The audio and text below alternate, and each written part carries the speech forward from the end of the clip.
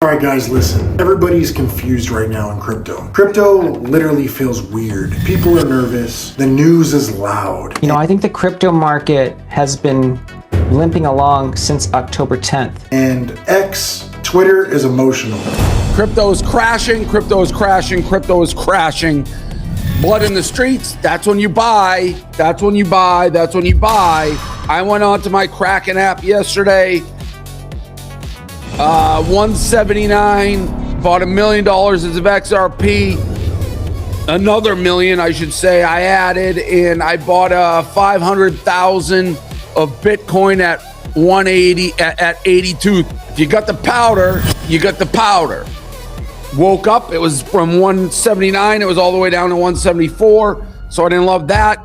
I got a little more dry powder. If that thing keeps falling, I'll keep buying. I'll grab my nuts, I'll keep buying. And meanwhile, Bitcoin is sitting here under $70,000. These prices that we got right now are a gift. Coin is crashing, and all I can say is please crash harder. I want the best entries on all of my altcoins.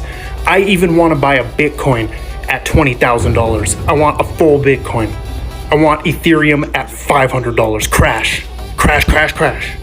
Keep crashing. And today, I'm going to break down in simple terms what's happening with Trump, liquidity, the new Fed chair, midterms, and why I'm actually quietly accumulating Bitcoin right now. Not selling, not panicking, but accumulating. Yes, you heard that right. So guys, what's actually going on? I only care about one thing. Will we be number one in crypto? Crypto moves mostly because of one thing, liquidity. Liquidity just means there's extra money flowing in the system. When money is easy to get, Bitcoin goes up. When money is tight, Bitcoin struggles. It's as simple as that. Right now, money has been tight. At today's meeting, the committee decided to maintain the target range for the federal funds rate at 3.5% to 3.75%. The Fed hasn't cut interest rates over the past couple of months. They pulled money literally out of the system. That literally slowed everything down. Stocks, crypto, and housing. That's why we haven't seen the crazy upside yet. But honestly, guys, there's a shift happening. One of the shifts is the new Fed chair. But he certainly wants to cut rates. I've been watching him for a long time. Let me tell you why this matters. We got a new Fed chair stepping into office in May. Now, guys, what does this mean? Every Fed chair has their own unique personality. Some are strict and some are looser than others. If this new Fed chair leans toward cutting rates sooner rather than later, that just literally means more liquidity, cheaper borrowing, more risk taking, and more money flowing into assets. And what's one of the first assets people buy when liquidity comes back? You guys guessed it, Bitcoin. Bitcoin doesn't trouble me. I think of it as an important asset that can help inform policymakers when they're doing things right and wrong.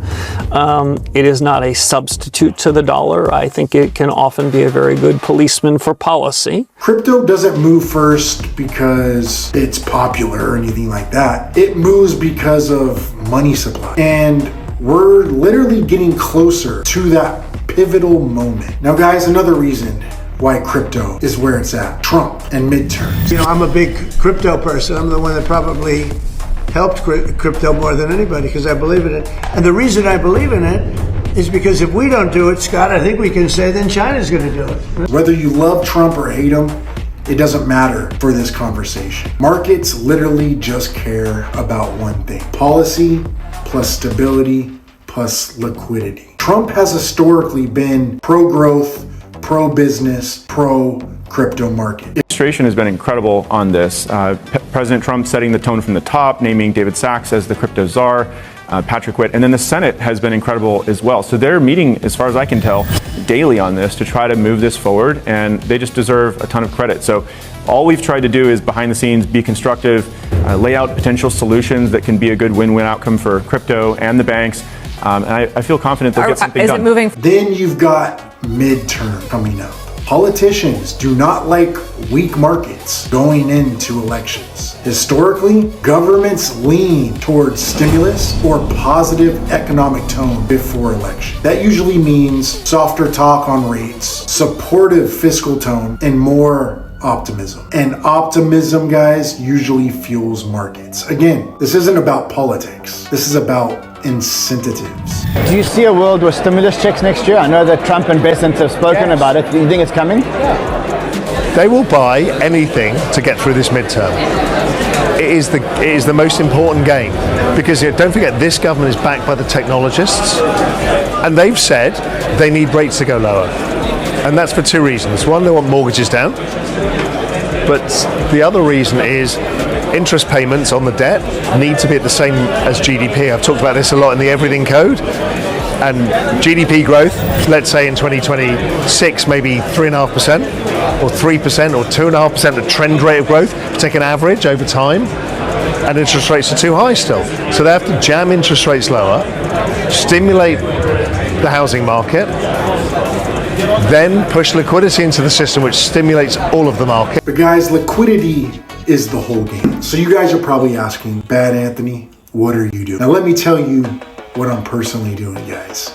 I'm accumulating Bitcoin at these levels. Slowly, calmly, no emotion. Because, guys, when I zoom out on the chart, Bitcoin under 70K, it doesn't look better for me. It looks amazing. In a world where governments are in debt, more money printing is inevitable, liquidity cycles always return. Institutions now own, ETFs exist. These prices are literally a gift, not financial advice.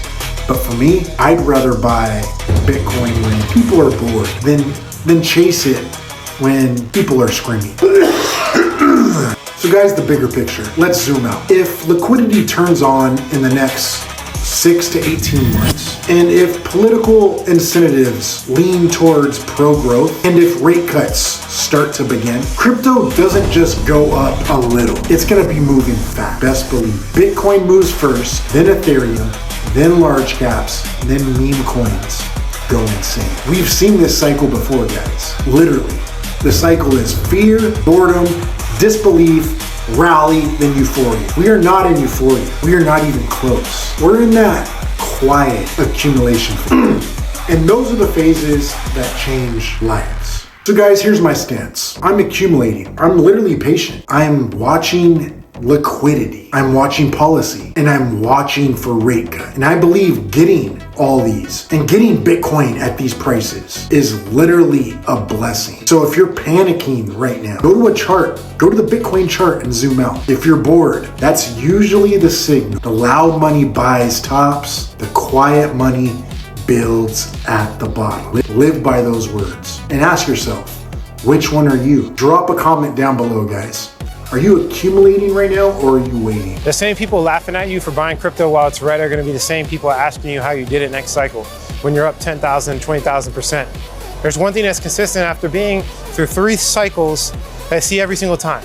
It's almost impossible to set a top, but I've bought every major fall, every bottom, every single bottom I've purchased.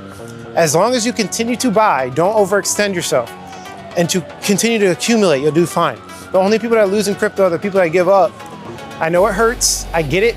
You might look like an idiot. I remember when people were calling me a scammer in 2016, 2017.